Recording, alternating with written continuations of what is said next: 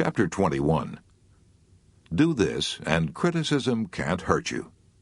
I once interviewed Major General Smedley Butler, old Gimlet Eye, old Hell Devil Butler, remember him? One of the most colorful, swashbuckling generals who ever commanded the United States Marines. He told me that when he was young, he was desperately eager to be popular, wanted to make a good impression on everyone. In those days, the slightest criticism smarted and stung, but he confessed that 30 years in the Marines had toughened his hide. "I have been berated and insulted," he said, "and denounced as a yellow dog, a snake, and a skunk. I have been cursed by the experts. I have been called every possible combination of unprintable cuss words in the English language. Bother me? Ha! When I hear somebody cussing me now, I never turn my head to see who's talking." Maybe old Gimlet Eye Butler was too indifferent to criticism, but one thing is sure. Most of us take the little jibes and javelins that are hurled at us far too seriously.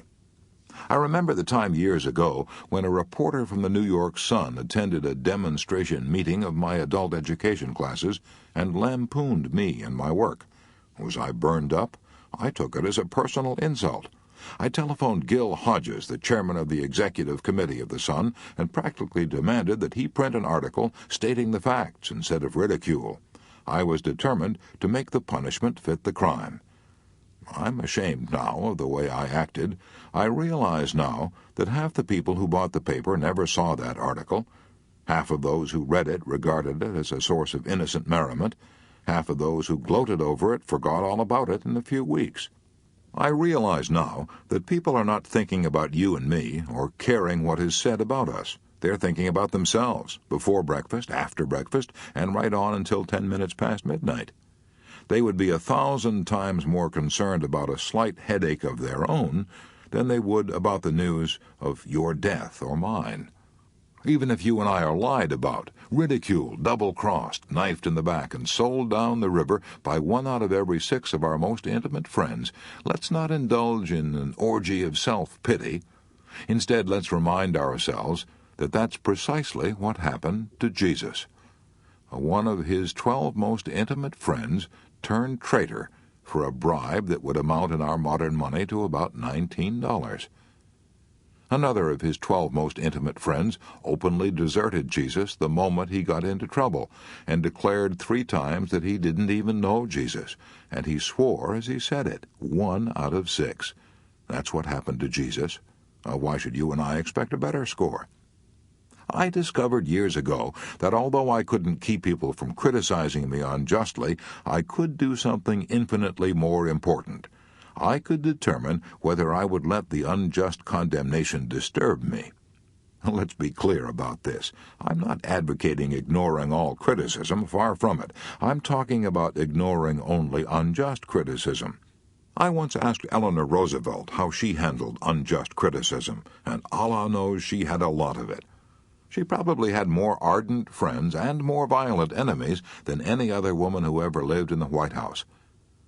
She told me that as a young girl she was almost morbidly shy, afraid of what people might say. She was so afraid of criticism that one day she asked her aunt, Theodore Roosevelt's sister, for advice. She said, "Auntie Bai, I want to do so-and-so, but I'm afraid of being criticized."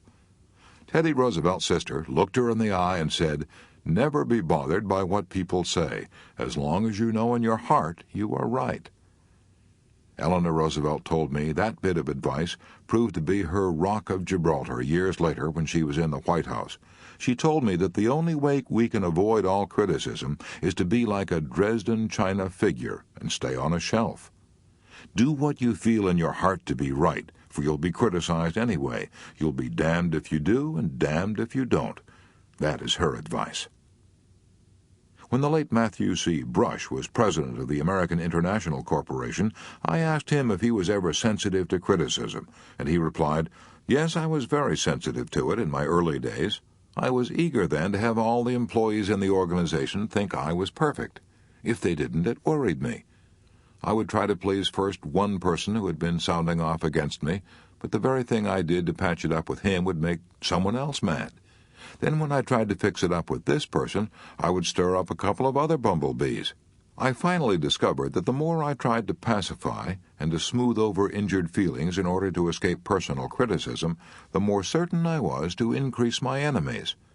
So finally I said to myself, if you get your head above the crowd, you're going to be criticized, so get used to the idea. That helped me tremendously. From that time on, I made it a rule to do the very best I could, and then put up my old umbrella and let the rain of criticism drain off me instead of run down my neck. Deems Taylor went a bit further. He let the rain of criticism run down his neck and had a good laugh over it, in public. He was giving his comments during the intermission of the Sunday afternoon radio concerts of the New York Philharmonic Symphony Orchestra. One woman wrote him a letter calling him a liar, a traitor, a snake, and a moron. Mr. Taylor says in his book, Of Men and Music, I have a suspicion that she didn't care for that talk. On the following week's broadcast, Mr. Taylor read this letter over the radio to millions of listeners and received another letter from the same lady a few days later expressing her unaltered opinion, says Mr. Taylor, that I was still a liar, a traitor, a snake, and a moron. We can't keep from admiring a man who takes criticism like that. We admire his serenity, his unshaken poise, and his sense of humor. When Charles Schwab was addressing the student body at Princeton, he confessed that one of the most important lessons he ever learned was taught to him by an old German who worked in Schwab's steel mill. This old German got involved in a hot wartime argument with the other steel workers, and they tossed him into the river. When he came into my office, Mr. Schwab said, covered with mud and water, I asked him what he had said to the men who had thrown him in the river, and he replied, I just laughed. Mr. Schwab declared that he had adopted that old German's words as his motto, just laugh. That motto is especially good when you're the victim of unjust criticism. You can answer the man who answers you back, but what can you say to the man who just laughs? Lincoln might have broken under the strain of the Civil War if he hadn't learned the folly of trying to answer all the vitriolic condemnation hurled at him. His description of how he handled his critics has become a literary gem, a classic. General MacArthur had a copy of it hanging above his headquarters desk during the war, and Winston Churchill had a framed copy of it on the walls of his study at Chartwell. It goes like this. If I were to try to read, much less to answer all the attacks made on me, this shop might as well be closed for any other business.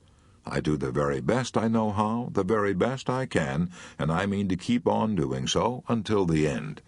If the end brings me out all right, then what is said against me won't matter. If the end brings me out wrong, then 10 angels swearing I was right would make no difference.